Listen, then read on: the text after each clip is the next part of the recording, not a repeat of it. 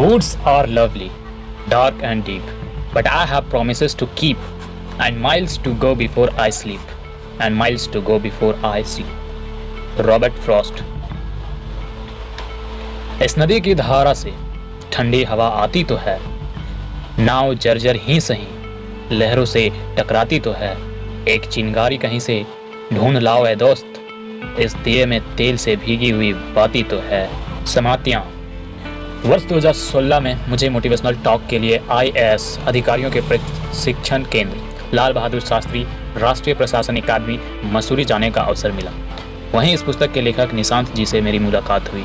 यह युवा IAS अधिकारी इस कार्यक्रम का संयोजन और संचालन बड़ी ही कुशलता से कर रहा था, और जैसे ईश्वर मुझे मन ही मन उनका संपूर्ण परिचय करवा रहा था।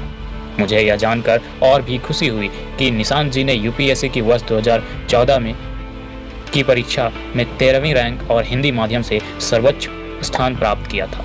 वहीं उन्हें देखकर मुझे यह भी आभास हुआ कि कुछ गुणी लोग अपनी सादगी, जीवट, आत्मविश्वास और सकारात्मक के बल पर अपना रास्ता बनाते हैं, ताकि वे अपने सुकृत्यों से दूसरों को प्रेरणा देकर उनका भी मार्ग प्रशस्त कर सकें। मैंने उनके विचार पढ़े, खासकर उनकी देने की खुशी की सोच के बारे में, और उनके व्यक्तित्व को और अच्छे से जाना।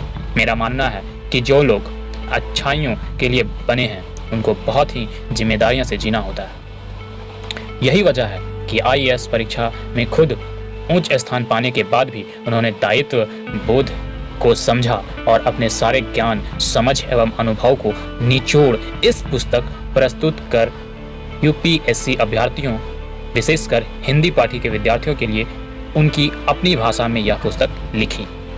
IAS की परीक्षा उत्तीर्ण करना और टॉपर बनना हिंदुस्तान के हजारों लाखों युवा का एक सपना होता है। इसमें सफलता पाना इतना ही मुश्किल नहीं तो इतना आसान भी नहीं। इस मुश्किल राह में निशांत जी की पुस्तक मुझे बनना है UPSC टॉपर संपूर्ण तैयारी में आपका मार्गदर्शन करेगी।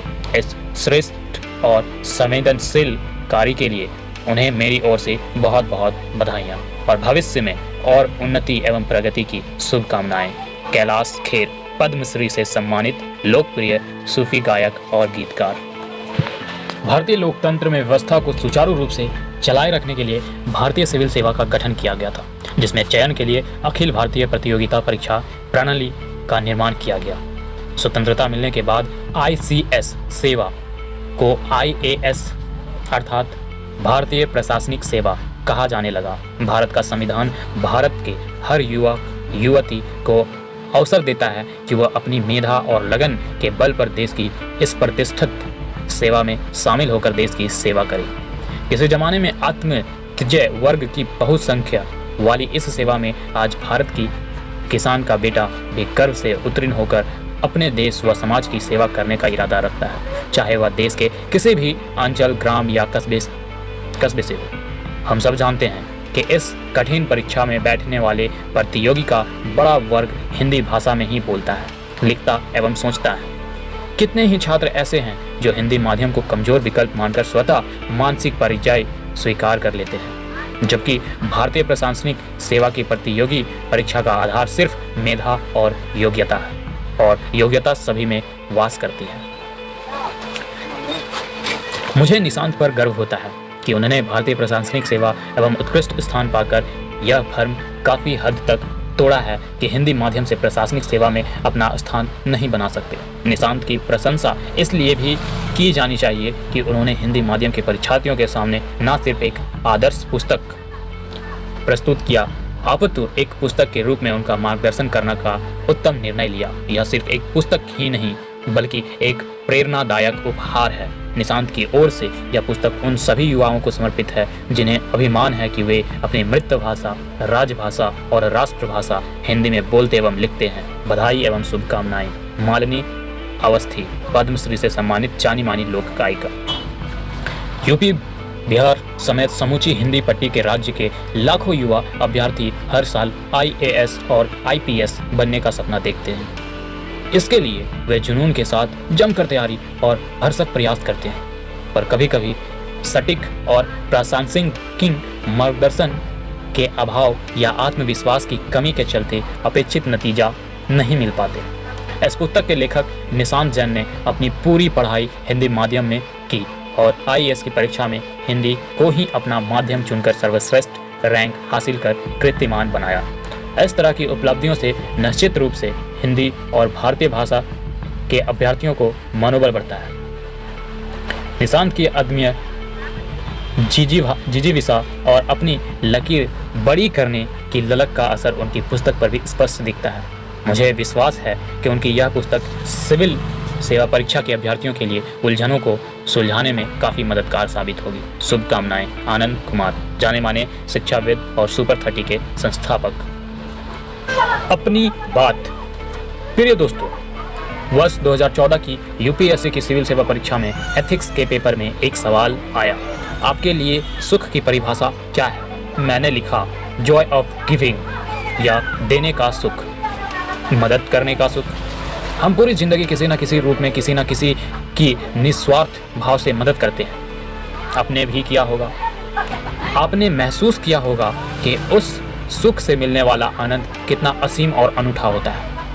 जुलाई 2015 की गर्म दोपहर में जब यूपीएससी का परिणाम आया और अपेक्षा से भी बेहतर सफलता मिली, तो लगा कि मदद करने का सुख अब भरपूर मिलेगा। सिविल सेवाओं की खूबी यही है कि यह जीवन के विविध क्षेत्रों में बेहतर काम का बड़ा प्लेटफॉर्म उपलब्ध कराती है और साथ ही कुछ अच्छा योगदान करे। जॉय ऑफ गिविंग का एक बेहतरीन अवसर तो देती ही है। आईएएस की परीक्षा में श्रेष्ठ रैंक हासिल करना किसी भी युवा का स्वप्न हो सकता है और हर किसी के पास पर्याप्त साधन और संसाधन हो यह जरूरी भी नहीं। सफलता की राह में कई अड़चनें या रुकावटें हो सकती हैं। किसी के लिए भाषा या माध्यम की वजह से, किसी के लिए ग्रामीण या कस्बाई पृष्ठभूमि की वजह से, तो किसी मामले में कमजोर सामाजिक आर्थिक पृष्ठभूमि के कारण। ऐसे में कभी कभी निराशा, औसत और उलझनों भी पनपने लगती है। लाख टके का सवाल यह है कि कोई ऐसा तरीका है जिसमें हम अपनी निराशा से उबर कर सकारात्मक सोच के साथ अपनी लकीर बड़ी करते हुए आगे बढ़े और सफलता का स्वप्न साकार कर पाएं। यह पुस्तक दरअसल इसी दिशा में एक छोटा सा प्रयास है, साथ ही समय समय पर प्राप्त होने वाले सवालों और शंकाओं, संदेह के निराकरण की ईमानदार कोशिश भी। साथ ही एक और बात भी इस पुस्तक के लेखन से जुड़ी है। सिविल सेवा परीक्षा में चयन के बाद अनेक अवसर पर युवाओं से संवाद का अवसर मिला। इस दौरान मैंने यह स्पष्ट तौर पर महसूस किया कि उन्हें नए पैटर्न के अपेक्षा के अनुरूप परीक्षा की समय तैयारी के लिए एक संपूर्ण पुस्तक की सिद्धता से जरूरत है।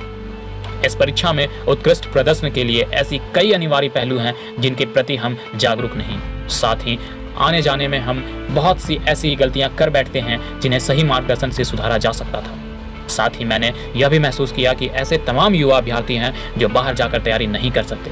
दूर दराज के गांव, कस्बे, शहरों में रहने वाले ऐसे साथियों के लिए ऐसी एक समग्र पुस्तक की एक बड़ी जरूरत बन गई थी। और अगर ऐसी कोई पुस्तक हिंदी में हो तो सोने पर सुहागा।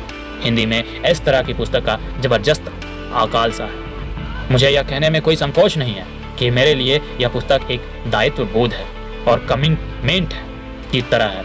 मुझे लगता है कि इस पुस्तक की एक और विशेषता इसे खास बनाती है, यह है इसकी सबके लिए अनुकूलता। यह पुस्तक ऐसे युवा साथियों के लिए तो जरूरी ही है जो सिविल सेवा अधिकारी बनने का सपना सांझ रहे। साथ ही इसमें ऐसे साथियों के लिए भी पर्याप्त सामग्री है जो पिछले कुछ समय से सिविल सेवा परीक्षा की तैयारी में जुटे हैं पर सकारात्मक परिणाम नहीं ला पा रहे हैं। कुल मिलाकर 18 अध्यायों की यह छोटी मगर कारगर पुस्तक आपको तैयारी के नजरिए में सकारात्मक और बड़ा बदलाव ला सकती है। एक सवाल यह भी हो सकता है कि इस पुस्तक का नाम मुझे बनना है यूपीएससी टॉपर ही क्यों रखा गया। दरअसल यह पुस्तक संघ लोक सेवा आयोग की सिविल सेवा परीक्षा की समग्र तैयारी को समर्पित है, पर पुस्तक का यह नाम रखने का एक सहज कारण था। दरअसल जितने भी युवा अभ्यर्थी इस प्रतिष्ठित परीक्षा की तैयारी करते हैं उनमें से ज्यादातर के मन में श्रेष्ठ रैंक लाकर यूपीएससी टॉपर बनने का एक सपना छिपा होता है और होना भी चाहिए। मेरे मन में भी कहीं यह सपना था कि मैं अच्छी रैंक लाऊं। संयोग से मुझे अच्छी रैंक मिल भी गई।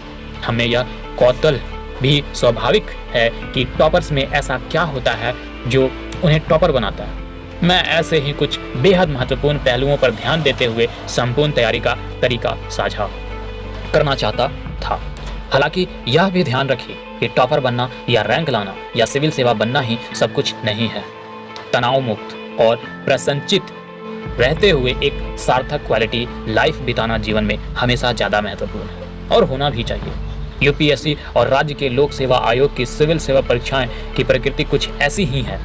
इसमें समग्र दृष्टिकोण, इंटीग्रेटेड अप्रोच, लिखने कौशल, मोटिवेशन लेवल और व्यक्तित्व निर्माण के बगैर अंतिम रूप से सफलता मिलना बेहद मुश्किल हो जाता है। इस पुस्तक में सिविल सेवा परीक्षा की तैयारी के उद्देश्य और रणनीति से लेकर ऐसे तमाम अनुछाए पहलू को शामिल करने की कोशिश की गई है। शायद यही बात इस पुस्तक को सबसे अलग और विशिष्ट बनाती है। मेरे इस प्रयास से यदि एक भी अभ्यर्थी को थोड़ा सा भी फायदा हो या कुछ भी आत्मविश्वास बढ़ा तो मैं खुद को कृतज्ञ समझूंगा। यह अपील के साथ कि हमेशा बड़ा सपना देखे, बड़ी सोच और बड़ी जज्बे के साथ, यह ध्यान रखते हुए कि मुझे अपनी लकीरें बड़ी करते हुए खुद को साबित करना है। प्रकाशित होने के कुछ महीनों के भीतर ही देश भर से, गांव, शहर, कस्बों से इस किताब को लेकर इतनी सकारात्मक प्रतिक्रियाएं इस प्रयास की सार्थकता का एहसास कराती है कि आपके सुझाव का सदैव स्वागत रहेगा। मैं हृदय से आभारी हूँ अपने परिवार, विशेषकर मेरे फ्रेंड, फिलोसोफर और गाइड बड़े भैया प्रशांत जैन, वरिष्ठ पत्रकार, मेरे आदरणीय शिक्षक, सामान्य सीनियर्स और प्रिय मित्रों का। साथ ही मैं विनयपूर्वक आभारी हूँ वरिष्ठ अधिकारियों एवं नामी लेखकों, हस्तियों का, जिन्होंने पुस्तक के लिए अपनी शुभ समानताएं सर्दियां प्रदान कर मेरी हिम्मत बढ़ाई। साथ ही हाल के वर्षों में चयनित उन सिविल सेवा परीक्षा में सफल साथियों का, जिन्होंने अपनी सफलता की संघर्षपूर्ण अनकही कहानियां हमसे साझा की। हिंदी की कुछ पत्रिकाओं दृष्टि, करंट अफेयर्स टुडे, सफलता, योजना और कदबिनी को भी साबर धन्यवाद, जिनमें मेरे द्वारा लिखे गए कुछ लेखक कविताओं का इस पुस्तक में प्रशंसनानुकूल यथास्थान उपयोग किया गया है। आपके सुझाव एवं प्रतिक्रिया का इंतजार रहेगा। प्रत्यक्ष या अप्रत्यक्ष रूप से प्रेरणा और साहस देने वाली सभी महानुभावों को पुनः आभार। अंत में मुझे कवि युगल जी की ये पंक्तियां याद आती हैं।